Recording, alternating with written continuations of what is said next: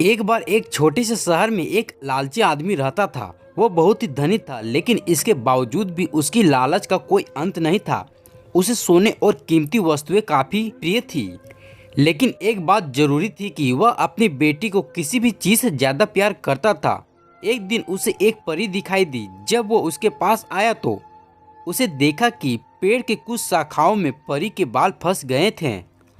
उसने उसकी मदद की और परी उन शाखाओं से आजाद हो गई। लेकिन जैसे जैसे उसका लालच हावी हुआ, उसने महसूस किया कि उसने इस मदद के बदले में एक इच्छा मांगकर उसकी मदद करके वो आसानी से अमीर बन सकता है। ये सुनकर परी ने उसे एक इच्छा की पूर्ति का मौका भी दिया। ऐसे में उस लालची आदमी ने कहा कि जो कुछ मैं छूऊं वह सब सोना में हो जाए। बदले में ये इच्छा को भी उस परी ने पूरी कर दी। जब उसकी इच्छा पूर्ण हो गई, तब वो लालची आदमी अपनी पत्नी और बेटी को अपनी इच्छा के बताने के लिए घर भागा। उसने हर समय पत्थर और कंकरों को छूते हुए और उन्हें सोने में परिवर्तन होते दिखा, जिसे देखकर वो काफी खुश भी हुआ। एक दिन जब वो व्यक्ति अपनी बेटी को छुआ तो उसकी बेटी सोने की मूर्ति में तब्दील हो गई।